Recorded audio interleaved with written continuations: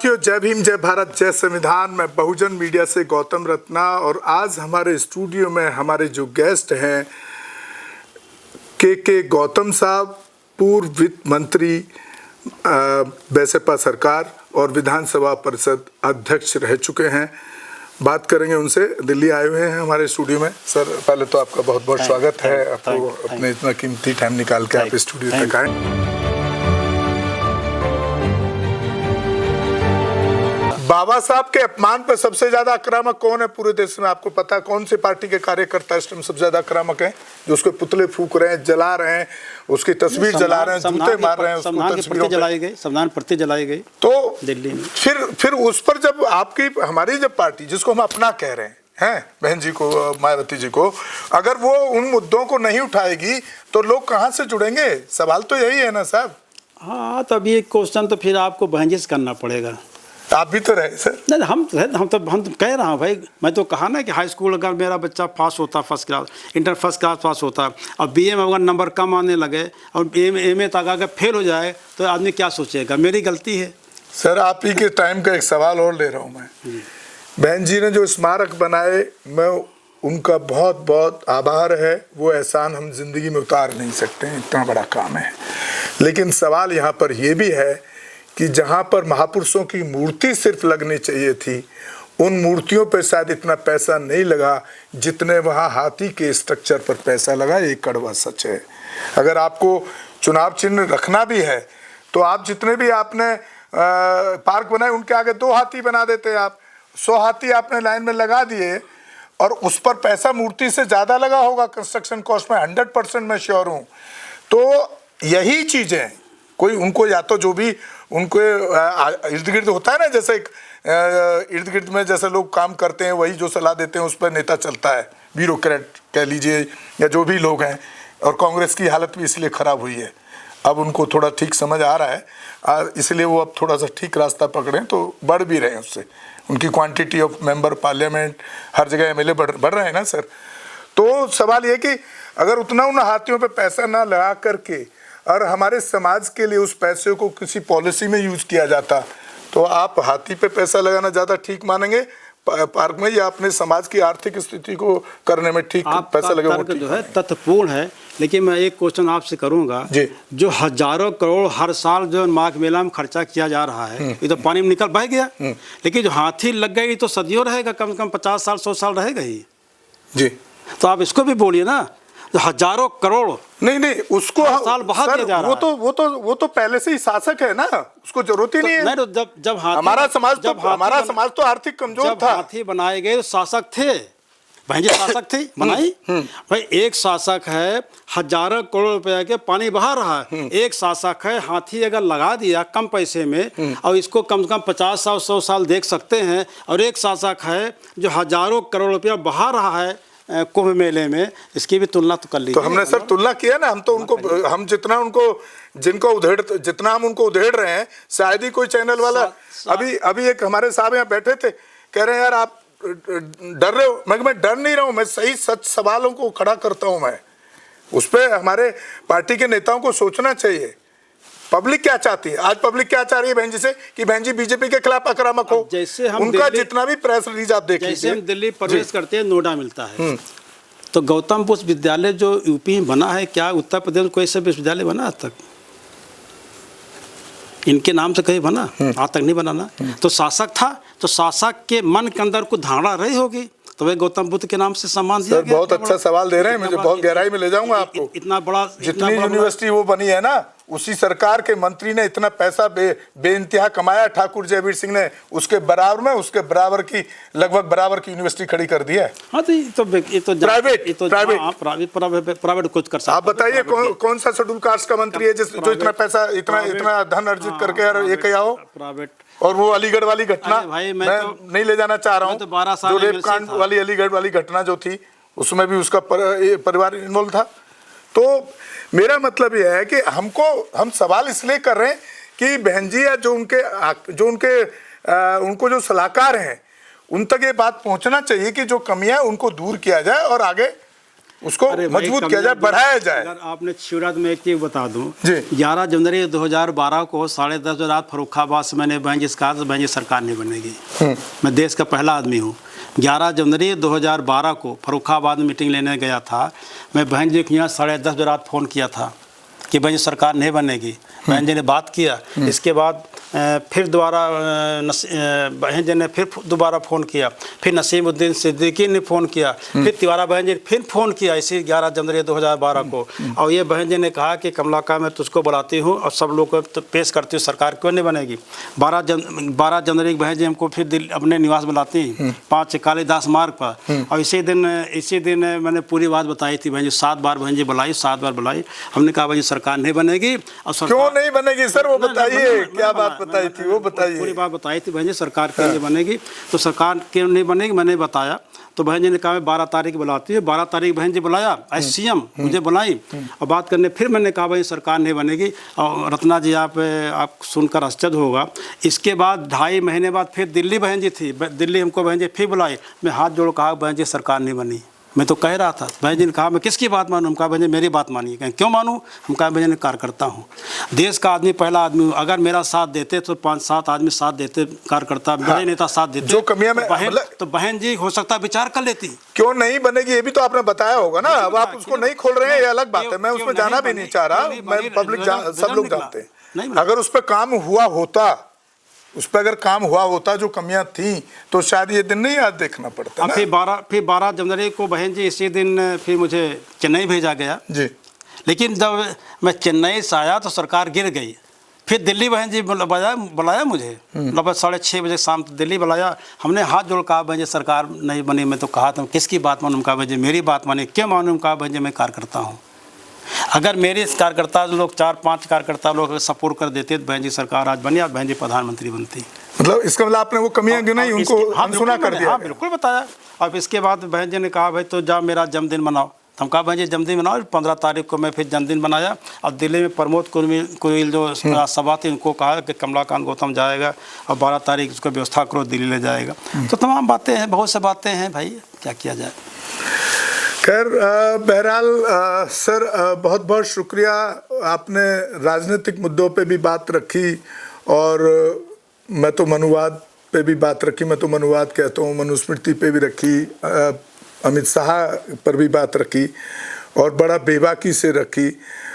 Sir कोई ऐसी घटना बताइए काशीराम साहब की जो हमारे कार्यकर्ताओं को मार्मिक एक अपील करती हो कि वो दोबारा से एक ईमानदारी के साथ समाज के लिए काम करें, पार्टी के लिए करें नहीं करें। राष्ट्रपति भवन के सामने आरक्षण लेकर, मंडक लेकर इन्होंने धरना प्रदर्शन कई दिनों किया था। तो मैं 11 दिन यहाँ दिल्ली में रुका था। और एक कबाड़ी मार्केट है दिल्ली में, कबाड़ी मार्केट है जी। तो कबाड़ी मार्केट में रहता था 11-12 दिन। और एक प्रतापगढ़ के महावीर प्रसाद थे, तो ये कबाड़ बेचते ही थे जी। हम लोग थे। तो मानो काशी शाम को सुबह शाम 10 बजे तक मीटिंग होती थी, धरना होता, शाम को होती थी। तो खाना कबाड़ी बाजार वो लाल किले के पीछे लगता, कबाड़ी मकान में रुकते थे। हम लोग सुबह आ जाते थे, राष्ट्रपति भवन सामने जो मैदान है, धरना सुबह शाम दोनों सब धरना होता था। और पंजाब हरियाणा लोग खाना खिलाते थे। तो शाम के समय था और दाल रोटी, बड़ी बड़ी रोटी पंजाब वाले दे रहे थे। हम लोग हजारों लोग बैठे रहते थे। तो एक बार मानो काशीराम साहब आके बीच बैठ गए। तो लोग कोई पहचाने, कोई अंधेला हो रहा तो कुछ पहचाने कहें मानो साहब। तो लोग पूरे देश हुआ कि हमारा नेता आज हमारे बीच में खाना खा रहा है। तो ऐसे नेताओं की ज़रूरत है। तो मैं तो इलेक्शन में सर मैं खुद सामने प्लेट रख के खिलाया हूं। और एक मैं बताओ, मानो काशीराम साहब जो इटावा में, और बिल्कुल जो पूड़ी सबके लिए बन रही थी ना, आलू पूड़ी टमाटर की सब्जी, बस वो जो सबके लिए वही खाते थे। इटावा में अभी आज का नेता BSP वाले भी बोलेंगे ना तो वो पहले होटल ढूंढेगा मेरा खाना खाओ। इटावा मानो काशीराम साहब इलेक्शन लड़ रहे थे। हम भी गए थे। इसमें नगर उपाध्यक्ष नगर उपाध्यक्ष हुआ करता संभव, हम थे, भैया कश्यप थे और 3-4 और साथी थे हमारे। तो मैं मानो काशीराम साहब 4 पे बैठे हुए थे, लुंगी लगाकर बैठे थे होटल में। एक छोटा होटल था, 10x10 का होटल था इटावा में। तो चारों लोग बैठ के, मानो काशीराम साहब पलंग, मैं खड़ा था। तो कहे लड़के बैठ तू। हम कहा नहीं साहब ठीक है। कहीं बैठ जा। हमने कहा साहब ठीक है। बाद में 4-5 मिनट बात किया। बात करने के बाद भैया कश्यप हमारे नगर अध्यक्ष हुआ करते थे। उसमें अयोध्यानाथ पटेल इसमें प्रत्याशी थे फतेहपुर के।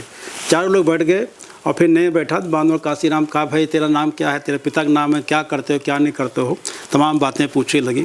तो बाद में जब बाहर न आए तो हमारे यदुनाथ प्रताप सिंह यदुनाथ प्रताप पटेल ऐसा लिखते थे, वो सीनियर वकील थे। तो कहा कमलाकांत गौतम यार तुमसे नाम पूछा, पिता का नाम पूछा, व्यवसाय पूछा, शिक्षा पूछा, हम लोग क्यों नहीं पूछा।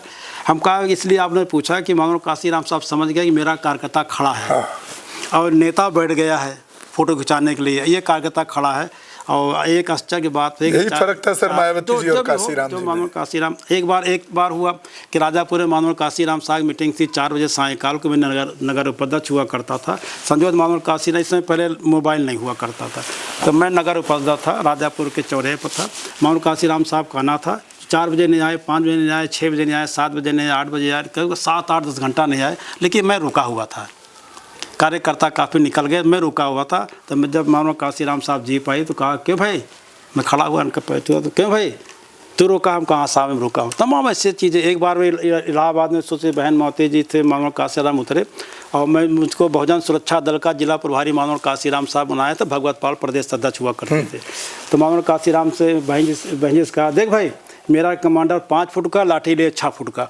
तो मानो काशीराम साहब एक बार इलाहाबाद में मीटिंग चुनाव हो रहा था, रंजीत सरोज जो पार्लियामेंट के मेंबर के चुनाव चाइल्ड मेंबर हुआ था, तो मैं इस समय पदाधिकारी था।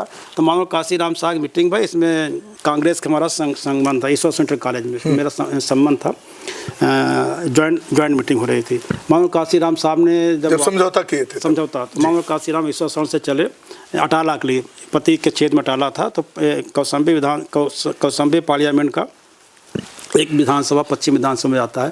तो मानो काशीराम जावेद इकबाल गाड़ी चला रहे थे, हमारा इसमें सलाहकार, जहाँ पर जिला का सलाहकार थे।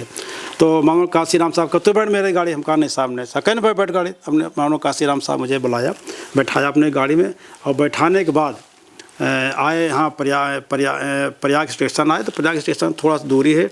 तो मानो काशीराम साहब के जो मीटिंग में आ रहे थे, हज़ारों लोग मानो काशीराम साहब पैर छूना पसंद करे। तो मैं मानो काशीराम साहब पीछे से पकड़ लिया, कोई गेट न खोले। मानो काशीराम साहब से समझा कि लड़का गेट खोल रहा है। मानो काशीराम मुझे बहुत तेज डांटा, तो भीड़ जाता थी कि हज़ारों सर उड़ जाता।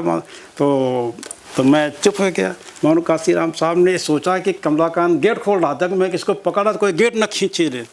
तो बाद में मानो काशीराम साहब जब अटाला गए तो बहुत नाराज़ हुए, एसपी कप्तान बहुत डांटा, यहाँ तक कि जी सरोज जी की बहुत खरी खुरी सुनाई। और बाद में साहब ने कहा कि लोगों ने कहा साहब कमलाकांत गलती। तो मानो काशीराम सिविल लाइन इलाहाबाद में रुके और कहा सब भागो यहाँ से, सारे काट दो, भागो यहाँ से।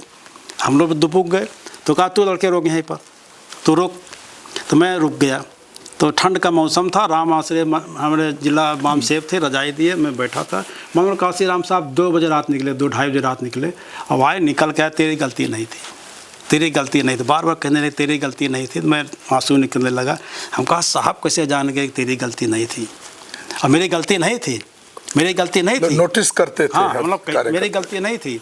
और फिर मतलब देखा, हमने खड़ा दब हुआ, हमने सोचा साहब कैसे जान के मेरी गलती नहीं। तो मानो काशीराम एक साधारण मानव नहीं थे। मानो काशीराम साहब एक मसीहत है, छोटी बड़ों सबको जानते थे बहुत जी। और इसकी बात को सोचना पड़ेगा।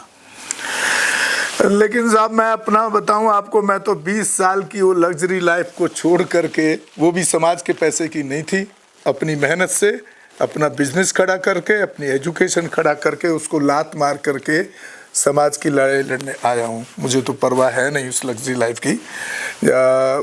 लग्जरी लाइफ जी लिए, अब उसी के लिए जिए कि भाई पहले देखें तो हम पहले अपने आप को मजबूत नहीं है।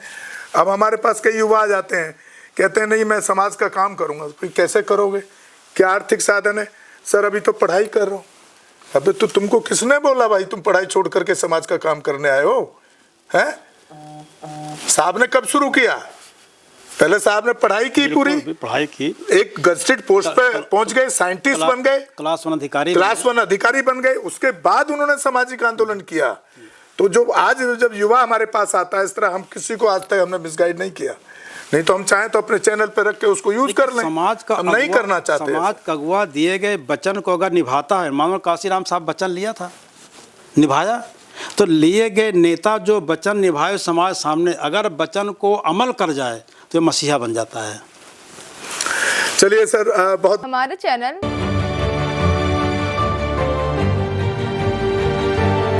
लाइक, शेयर, सब्सक्राइब देखना मत भूलिएगा। जय भीम, जय भारत, जय संविधान, नमो बुद्धाय। धन्यवाद। चैनल आर्थिक समस्या से गुजर रहा है।